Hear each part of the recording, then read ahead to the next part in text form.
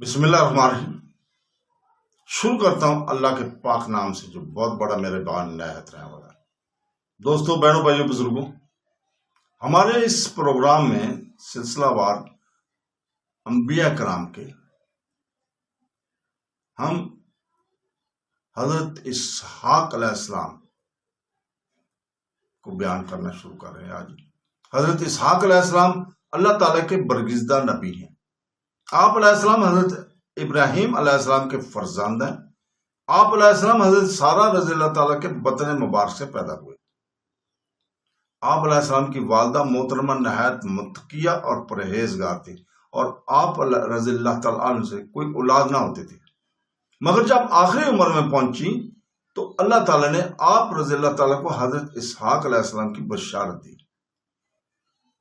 اسحاق عبرانی زبان کا نام ہے۔ مفتی احمد یار خان نعیمی رحمۃ اللہ علیہ فرماتے ہیں کہ اسحاق عبرانی زبان کا نام ہے جس کے معنی عربی میں زحاق یعنی ہنس مکھ شاداں خوش و خرم۔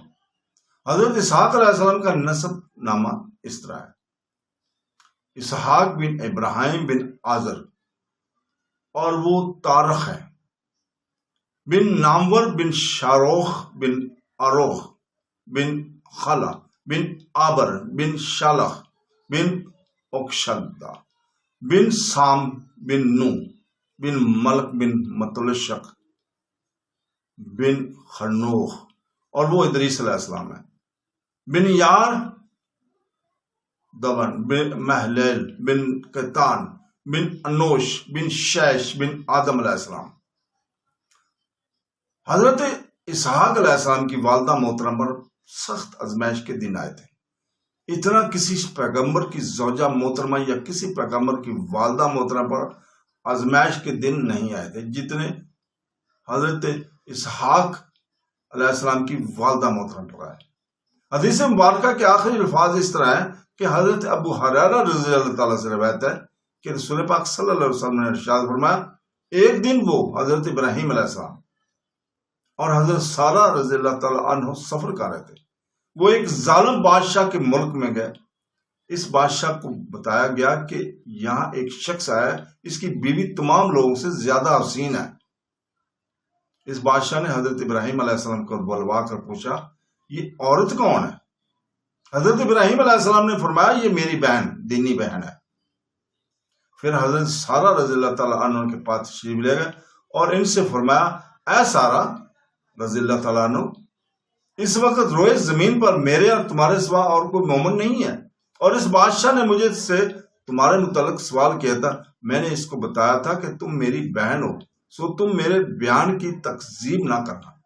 اس بادشاہ نے حضرت سارہ رضی اللہ تعالیٰ کو بلوایا۔ جب اس نے بری نیت سے حضرت سارہ رضی اللہ تعالیٰ عنہ پر ہاتھ ڈالنا چاہا تو اس کا ہاتھ مفلوج ہو گیا۔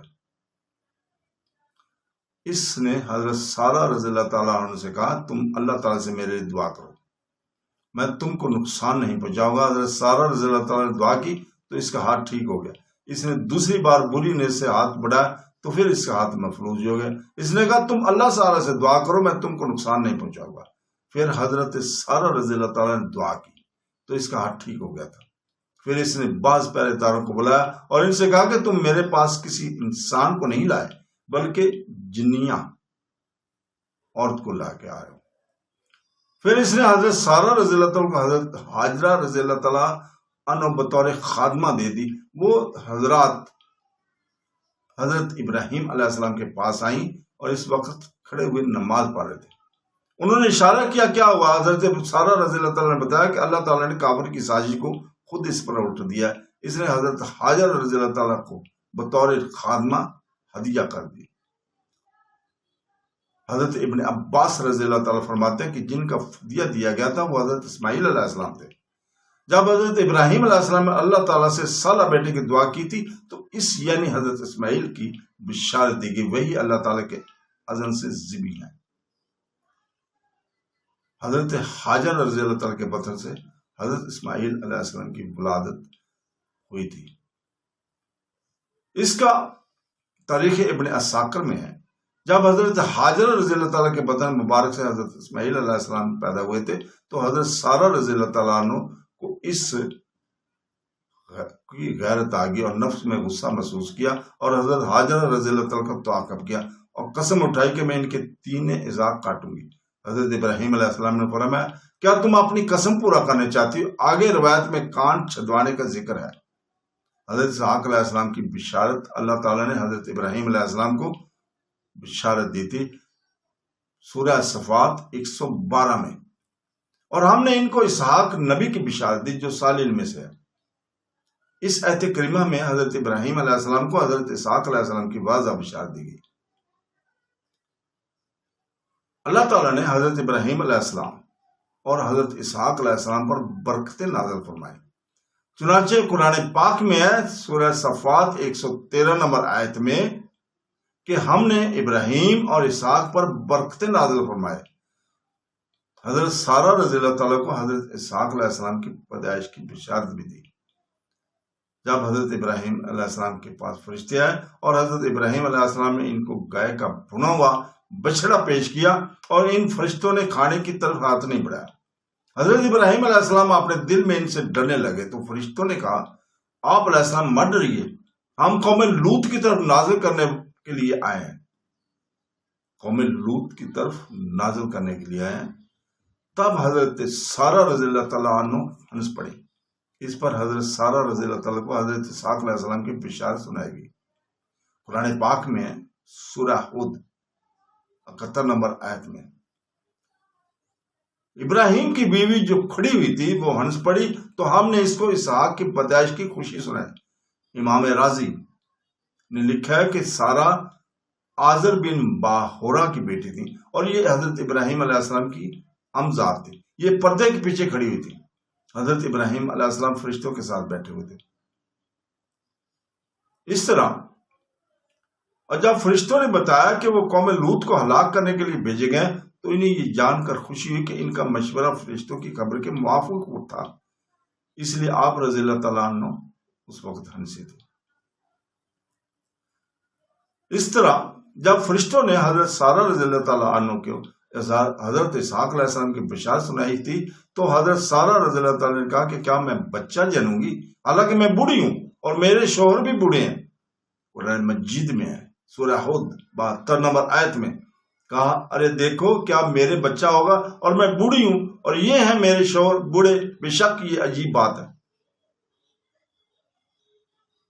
لفظ وی کی تحقیق اس طرح ہوئی کہ علامہ حسین بن محمد راغب نے لکھا ہے کہ وی ایسا کلمہ ہے جس کی حسرت، مدامت اور تعجب کے اظہار کے طور پر بولا جاتا ہے۔ علامہ جار اللہ محمود بن اظہار تعجب کے لیے آتا ہے حضرت سارہ رضی اللہ تعالیٰ عنہ کو فرشتے کا جواب دینا۔